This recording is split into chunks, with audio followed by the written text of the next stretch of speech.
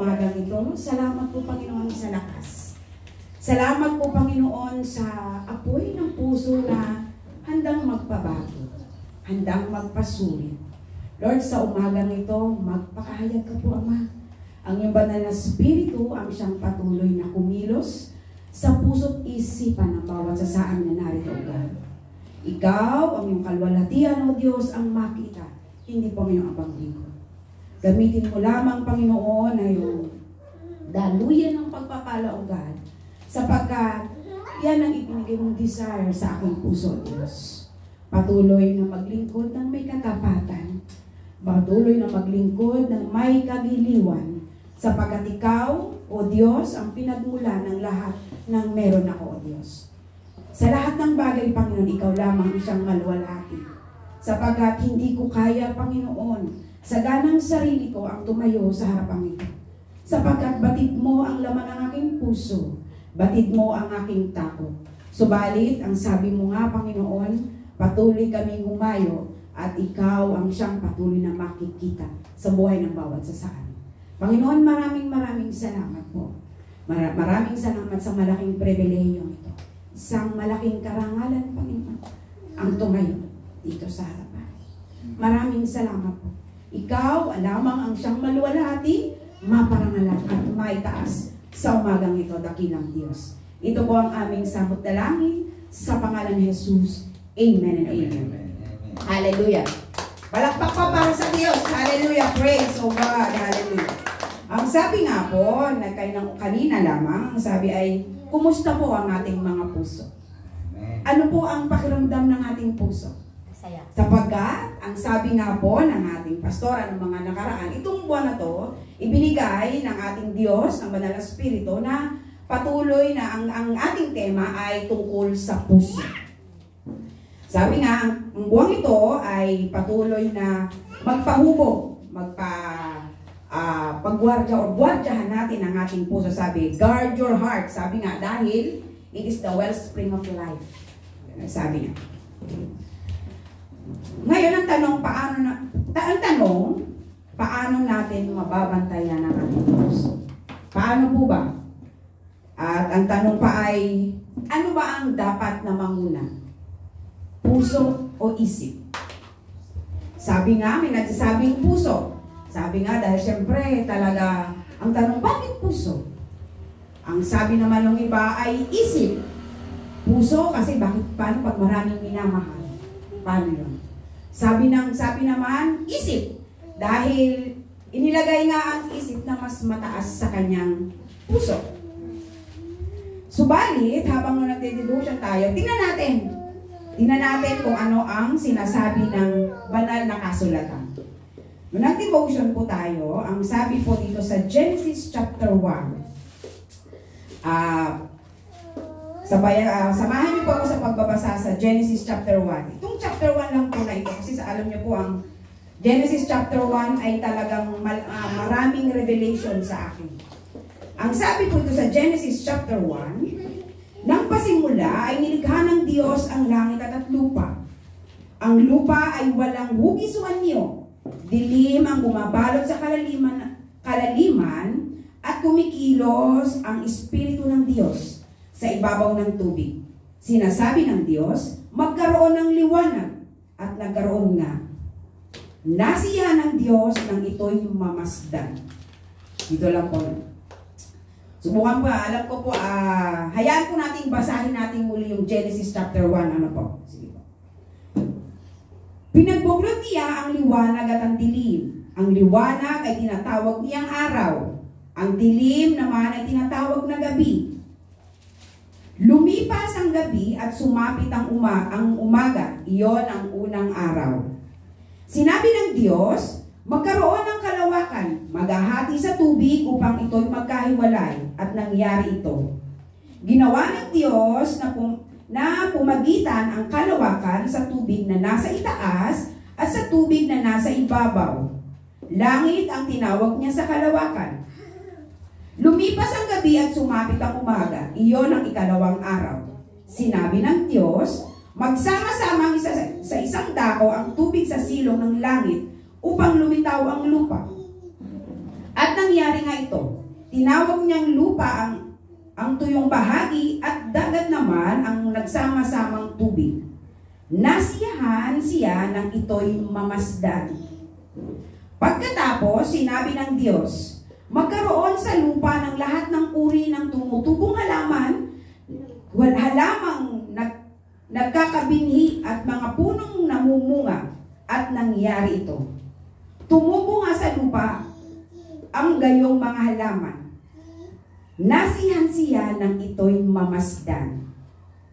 Lumipas ang gabi at sumapit ang umaga, iyon ang 3 araw. Sinabi ng Diyos, magkaroon ng mga tanglaw sa langit upang magbukod ang araw sa gabi. Ito ang magiging batayan sa bilang ng mga araw, taon at kapistahan. Mula sa langit, ang mga ito'y magbibigay ng liwanag sa daigdig. At gayon nga ang nangyari. Nilikha ng Diyos ang 2 malaking tanglaw, ang araw upang magbigay liwanag at maghapon, at ang buwan upang tumanglaw kung gabi. Nilikha rin niya ang mga bituin. Inilagay niya ang sa langit ang mga tanglaw na ito upang magbigay ng liwanag sa daigdig. Tumanglaw kung araw at gabi, at magbukod sa liwanag at dilim. Nasiyahan ng Diyos nang ito'y kanyang mamasdan. Lumipas ang gabi, sumapit ang umaga. Iyon ang ika-4 na araw. Sinabi ng Diyos, magkaroon sa tubig ng maraming bagay na may buhay at magkaroon din ng mga ibon sa himpapawid. Nilikha ng Diyos ang mga dambuhala sa dagat at lahat ng bagay na nabubuhay sa tubig. Gayon din naman ang lahat ng uri ng ibon. Nasiyahan doon nang ito'y mamasdan. Nasiyahan ng Diyos nang ito'y mamasdan. Pinagpala niya ang mga ito at sinabi, magpakarami ang lahat ng bagay na nabubuhay sa tubig at punuin sa karagatan. Magpakarami ang mga ibon at punuin ang daigdig. Lumipas ang gabi at sumapit ang umaga, iyon ang 5 araw. Sinabi ng Diyos, magkaroon ng lahat ng uri ng hayop sa lupa, maamo, mailap, malaki, maliliit. At gayon nga ang nangyari. Ginawa nga niya ang lahat ng ito. Nasiyahan siya nang ito'y kanyang mamasdan. Verse 26. Pagkatapos sinabi ng Diyos, ngayon, likain natin ang tao ayon sa ating larawan, ayon sa ating wangis. Sila ang mamamahala sa mga isda, sa mga ibon at mga ibon sa himpapawid at sa lahat ng hayop, maging maamo o mailap, malaki o maliit. Nilalangan ng Diyos ang tao ayon sa kanyang larawan. Sila'y kanyang nilalang na isang lalaki at isang babae. At sila'y pinagpala niya. Sinabi niya, magpakarami kayo at punuin ninyo ang inyong mga anak ang buong daigdig. At kayo nga ang mamahala nito.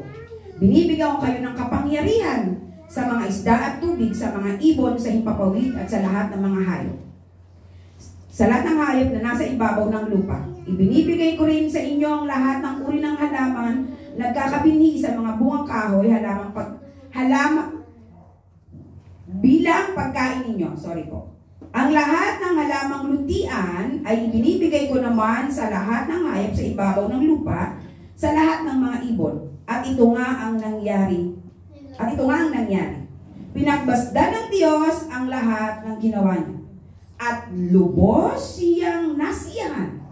Lumipas ang gabi at sumabit ang umaga, iyon ang 6 na araw. Okay, hallelujah. Ano niyo po dito sa verse na ito? Dito po sinasabi na ang Diyos ay full of wisdom. Sa paggamit ng karunungan, makikita natin na lahat ay nilikha ng Diyos ayon sa kanyang karunungan na nalaman niya lahat. Pero kabilang dito, napapansin niyo po, pagkatapos niyang maglikha, sinasabi niya, siya'y nasiyahan. Tayo po, sa ginagawa natin, nasisiyahan po ba ang ating Diyos? Sapagkat nilikha ng Diyos ang lahat ng bagay, maging ikaw, kawangis niya, siya'y nasiyahan nung ikaw ay kanyang mamasdan. Lahat ng bagay, lahat ng authority ay binigay niya sa atin. Gamit ang kanyang wisdom, baga lahat ng uri ng bagay isinabi niya. Sabi nga, ang Diyos ay Diyos ng kaayusan. Sa bawat araw na nakalagay doon, may inilalagay siyang dapat gawin natin sa bawat araw. That full of wisdom. Kumbaga sa bawat para hindi, sabi nga, Diyos ng kaayusan, maayos ang lahat ng bagay, ayon sa unang araw, pangalawa, pangatlo, pang-apat. Hanggang sa ika-6, pero sa kabel sa maghapon na ito, pag nakita niyo yung ginawa niya sa maghapon, ang sabi niya, siya'y nasiyahan. Ang puso niya'y nasisiyahan doon sa kanyang ginawa niya yung mamasdan. Sa tingin po natin, dito ba dapat bang mangibabaw ang ating isip o ang ating puso? Kung titingnan natin, unang ginamit ng Diyos ay ang kanyang isip. Subalit sa kanyang pagkilos, naroon kalakip noon ang kanyang puso. Ginagawa niya yun upang masiyahan. Pag natapos na yung maghapon, masiyahan sa bawat ginagawa niya. Ngayon po, sabi nga po, sa bawat araw na ginagawa natin, dapat bang gawin natin ito ng may kagalakan na nagmumula sa ating puso? Nung sabi ng ating pastora ay, kailangan guard your heart daw. Paano ba natin mababantayan ang ating puso? Sapagat ang ating puso, sabi nga dito nagbubukalang buhay.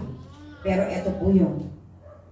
Kapag ang brain natin nag-stop, ang puso din natin ay titigil sa pagtibok. Kasi ngayon meron ng heart transplant, di ba po? Pero wala pa naman ako nabalita ang brain transplant. Wala pa. Dito kasi nagmumula. Ang isip, ang nag-uutos kung ano yung ating mararamdaman. Ang brain ang nagfa-function sa lahat. Nag-uutos kung ano ang dapat nating maramdaman. Subalit, at the end of the day, ang puso pa rin, kumbaga, doon nagmumula ang buhay. Siyang lalabas sa atin. Kaya nga kailangan magkaano talaga yun puso at ang ating isip. May kanta nga na, baguhin mo ang aking isipan upang maging ganap baguhin mo ang aking isipan upang maging ganap ang iyong kalwalhatian. At may karugtong din naman na nakanta. May kanta rin na, change my heart, O God. Sapagkat ang puso natin, doon naninirahan ang Espiritu ng Diyos. Hindi naman sa ating isipan, hindi po ba? Dito pa rin sabi nga dito nagbubuka lang buhay. Dito makikita kung ano ang meron tayo. Pero bago magdesisyon, bago ang natin, dapat tayo mag-isip. Pakaisipin natin, pamamagitan ng ating isipan, kung ano dapat natin gawin, kung ano yung ating mararamdaman. Sa bawat ginagawa natin, dapat pag-isipan munang mabuti. Hallelujah. Teka lang po, inom na po ako sa nagpapos. Nilinervous kasi ako. Ang gasolina mo na. Mahal na yan ang gasolina yata. Pwede ko bang walang live? Hindi naman yan nag-alive. Alam niyo po, ito po kasi ang aking ito po ang aking fear ang tumayo dito sa harapan. Ito po, may listahan naman po talaga ako. Talagang alam niyo po, para mawala po yung aking kabano. Alam niyo po kasi kahapon, maghapon po ako naglaba. Simula talagang umagang-maga po talaga hanggang gabi. Si Pastora nga, sabi nga niya, pag siya raw naglaba, ikamamatay na raw ni Pastora sa dami po ng aking nilabahan. Kasi siyempre po, ang magkaroon po ng 5 anak, ngayon ay 4 na nasa aking tahanan. Ngayon sa pantalon po na lang, 18 pong pantalon nilabahan ko kahapon. 7 kumot. Yung palang po kumot, tapos ilaba ko yung tuwalya. Wala pa po yung ibang mga panloob-loob. Talagang marami po talaga kami lang. Lalo pag parating na yung aking husband, mas lalo na pong madami. Kaya nung sinabi po ni Pastora na ako daw po yung mag-i-speaker ngayon, talaga nagme-meditate na po ako. Talagang sabi ko, Lord, tulungan mo po ako kung papaano at ano yung dapat kong sabihin nang hindi po ako matataranta. Kung ano po. Alam niyo po kahapon talagang nasa isip ko na Talagang habang nagme-meditate po ako, habang kumakanta po ako sa Lord, na sabi ko, Lord, habang ako'y naglalaba, sabi nga, nag-multitasking po tayo eh. Habang mo naglalaba, talagang nag-ano po ako ng worship song para yung pagpupuri lang sa umagang ito, isa lang talagang makita at mahayag kung ano man yung dapat ihayag sa umagang ito. Na ano pa talagang mas mainam? Puso o isip? Nung tumawag po ako sa aking asawa, sabi ko sa kanya, "Dan ano bang dapat? Puso o isip?" Ang sabi naman niya sa akin, isipan daw. Kasi sa bawat desisyon, wala naman daw sinasabing Diktador kasi isip. sabi po kasi ng asawa ko, wala naman pong sinasabing puso-puso, kundi isip-isip. Oh, di ba ganun po? Uy, sabi ko, parang inaano ko na nga sa paano ko ipaglalaban ang puso. Sapagkat ang tema ng buwang ito, ng taong ito, it's all about heart. Okay, puso, sabi nga. Okay. Talagang na-challenge po ako doon. Sabi ng asawa ko, isip pa rin. Kasi isip nga, okay. Yan natin sa isip. Ito yun. Nung nandun po kami sa devotion sa City Hall, sa Muntinlupa, medyo nagulat din po ako doon. Kasi yung sis ko po doon, talagang ipinaglalaban niya, paano po? Pag halimbawang ang puso po, puso, inanong puso. Paano kapag may asawa ka na? Tapos may dumaan na sexy. O di ba paano yun? Mapapaibig ka, siyempre may makikita ka na tama po ba yun o mali? Dahil puso eh. Puso. Ano ba talaga? O isip o puso? Diktador lang isip. Sabi ko nga po, ang isip daw ay diktador. Ang sabi naman na ang heart ay pwede kang ma-deceive. Pwedeng ma-deceive sa ating emosyon kung hindi natin gagamitin ang ating isipan. Dahil ang isip ang siya nagpa-function nga sa lahat, pero nagmumula ang lahat sa ating puso, ang ating emosyon, ang ating galit, ang ating sama ng loob. Pag nairita tayo sa ating mga nakita, nagmumula pa rin yun sa ating puso. Kapag nagmahal tayo, nagmumula pa rin yun sa ating puso. Tinatanggap natin ang lahat ng bagay, nagmumula pa rin yun sa ating puso. Okay, sabi nga po ginamit ang isip dito po yun nung sinabi po dun sa may Genesis 1, ginamit ang isip o talino bago ang puso para maayos, maganda ang daloy, sabi nga.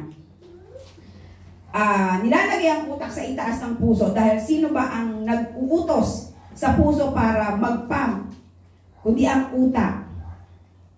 Sa panahon natin ngayon, meron na nga pong heart transplant. Ito, binasa ko na po yung aking, ito po yun. Meron na pong heart transplant. Kaya nga po may kanta na yung ito nga pala song na isip ko'y baguhin mo upang maging ganap ang kalooban mo. Okay, dito na po ako. Okay, nalito na po ako, no? Okay. Ito po yun. Sabi sa Mateo 10:16, tinan po ninyo ito. Tingnan po natin, isinusugo kayo na parang mga tupa sa gitna ng mga asong gubat. Kaya't maging matalino kayo gaya ng mga ahas at maamo na gaya ng mga kalapati. Sabi mga kapatid, maging matalino tayo tulad ng mga ahas. Hindi po tayo tumulad sa ahas. Baga iba po yun, yung maging tulad ng ahas or maging matalino tulad ng ahas. Kukunin lang po natin yung karakteristik ng isang ahas. Ng pagiging isang ahas, sabi nga po. Merong tatlong karakteristik po ang ahas. Ito po yung pagiging intelligent, seductive, at analytical. Ano po yung intelligent? Matalino po siya. Matalino po siya kung saan siya dapat pumunta para makuha niya yung kanyang target, kung paano gawin. At magaling din po siya mag-seduct, kumbaga mag-seduce or paano niya makukuha. Palilinlangin niya sa pamagitan ng mata para malingkis niya yung kaaway, yung target niya, yung kanyang yung kanyang kakainin. At analytical din po siya. Ibig sabihin, may kasanayan sa pag-usuri. May kasanayan siya mag-imbestiga kung ano yung dapat gawin. Halimbawa, pag siya pinag-aaralan niya muna yung sitwasyon. Sa ngayon po, sa ating buhay, may mga pagkakataon sa sitwasyon sa buhay natin na minsan nadadala tayo ng ating emosyon. May mga problema na dapat minsan nadadala tayo ng nakita natin. Pero sabi nga, pag-isipan muna natin mabuti. Kung tama ba yung ating nararamdaman? Kung tama ba yung dapat tayong mag-react dun sa mga bagay-bagay na nakikita natin? Sapagkat, batid ng ating Diyos ang lahat. Sa sobrang sama ng tao, sa dami ng nagkakasala, nangingibabaw pa rin ang pagmamahal ng ating Diyos. Kaya nga sabi sa John 3:16, binigay niya ang kanyang bugtong na anak. Sabi,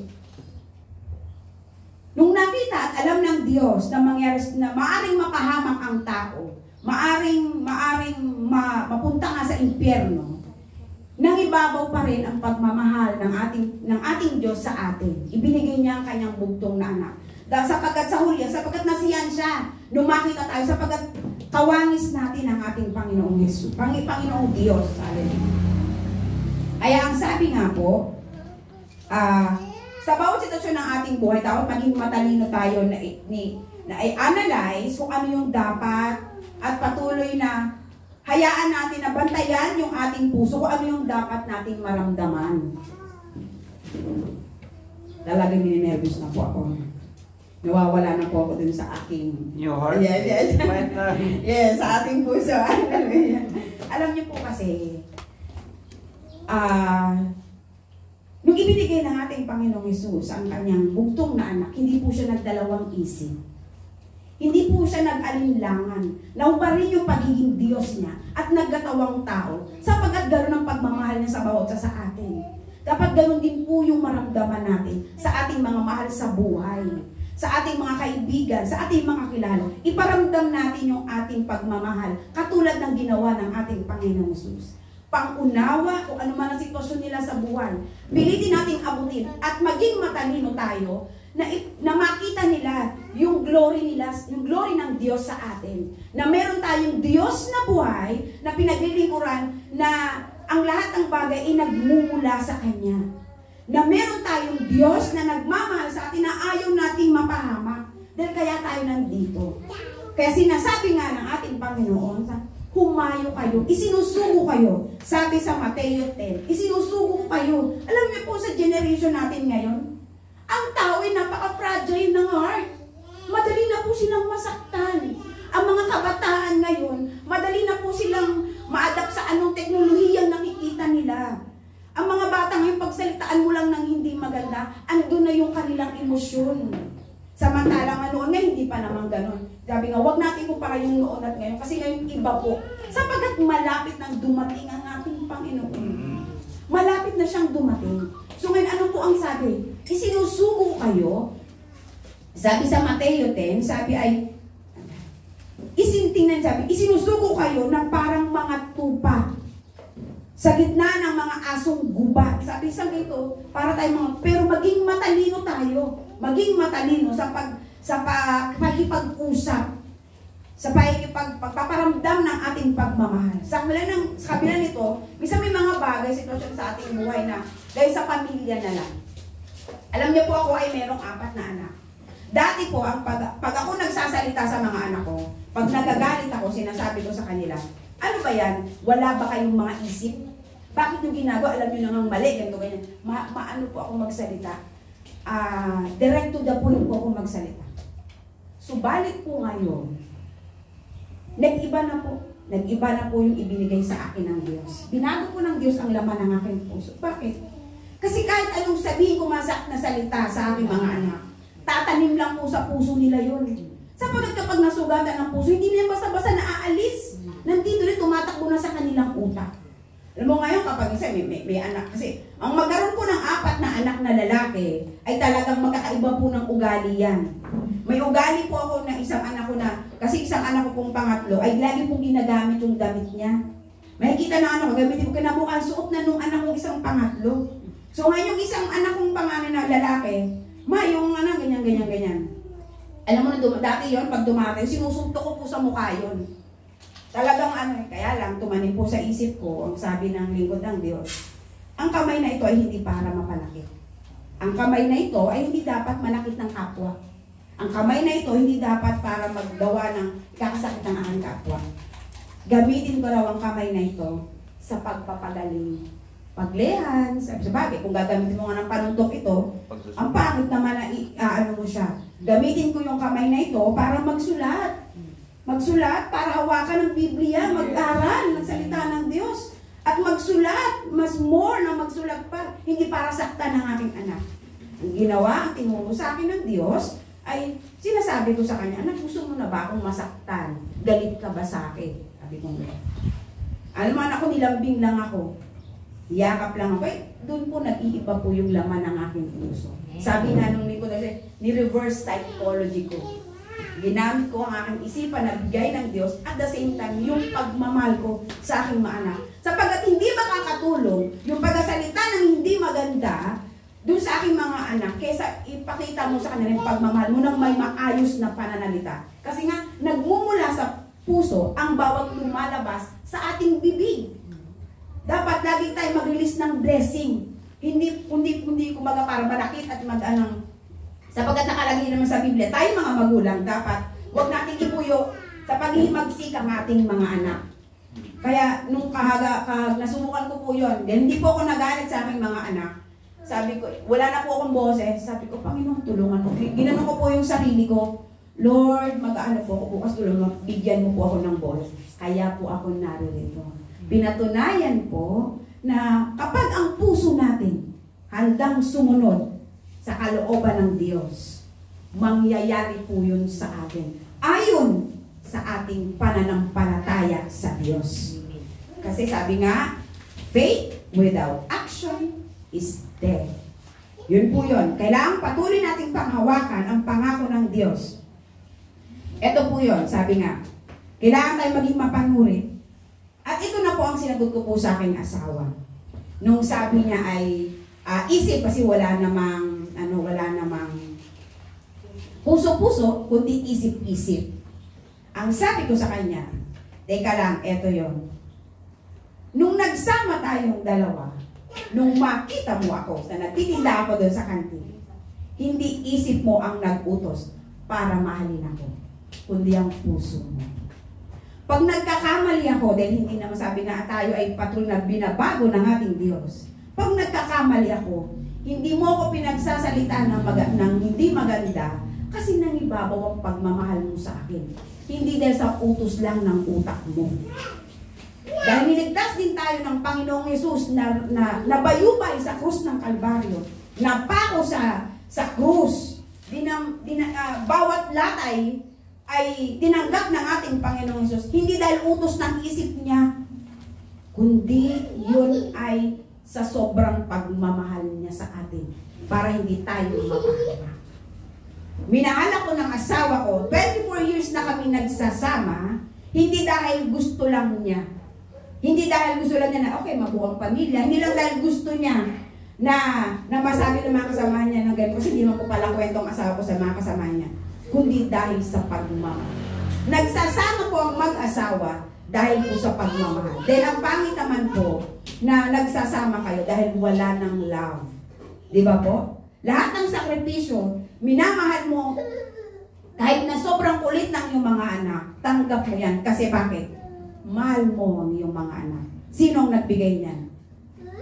Ang Diyos na pinagmumulan ng pag-ibig sa atin. The best example of love is ang pagmamahal ng ating Diyos. John 3:16. Yun po yun. At patuloy po natin iparamdam ang pagmamahal natin sa ating kapwa, pagmamahal natin sa ating pamilya, sa ating kapitbahay, with full of knowledge na nagmumula sa Diyos. Iparamdam natin sa kanila na invite po natin sila.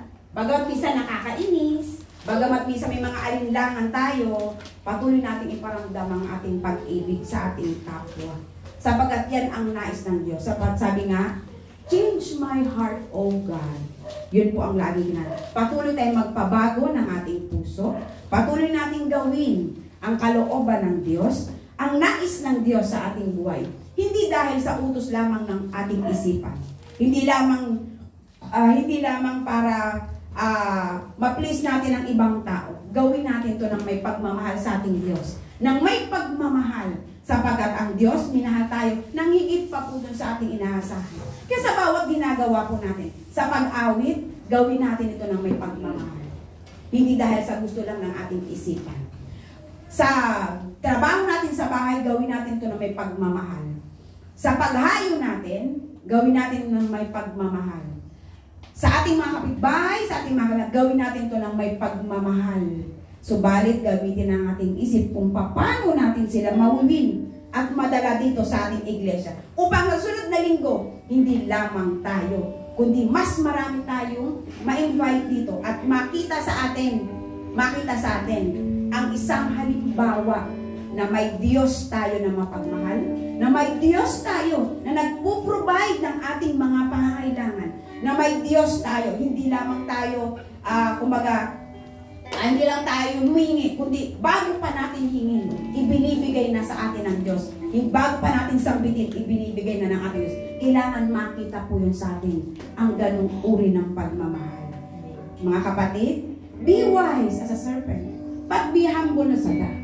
Magpakumbaba po tayo sa harapan ng Diyos. Magpasuri, magpabago ng ating puso, at hindi tayo ng wisdom sa ating Panginoon kung paano tayo hakbang sa gitna ng asong gubat sa panahon ngayon. Dahil napakarami pong temptasyon.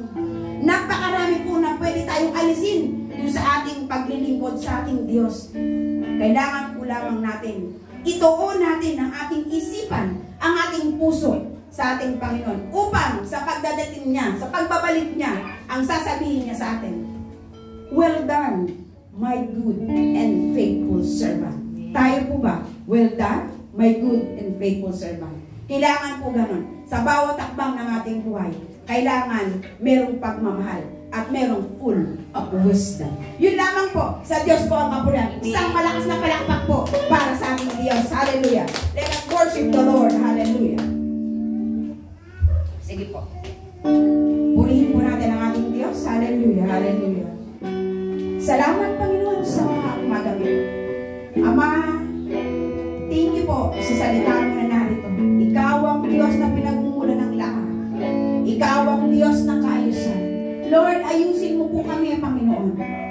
Ikaw ang Diyos na punong-puno ng wisdom, knowledge, understanding. Ipagalaw mo po ito sa bawat sa amin, dakilang Diyos. Sapagkat kami kulang.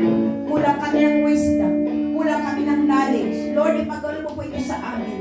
Lord, sa umaga nito, mangusap ka po sa bawat sa amin. Patuloy na makita ang pag-ibig na nagmumula sa iyo. Katulad ng aming Panginoong Jesus na nabayubay sa krus ng Kalbaryo. Hallelujah, upang akong ina dapat ay kami. Lord, salamat po. Hindi man kami karapat-dapat, Panginoon. Subalit ikaw, O Diyos, ang tumawag at pumili sa amin, O God. Patuloy kaming hakbang ng may kagalakan, ng may buong pagtitiwala, O God, na may buong pagmamahal. Tanging sa iyo lamang, Panginoon, ang pinakamataas na paburing pagsambat para sa pangalan ni Jesus. Hallelujah.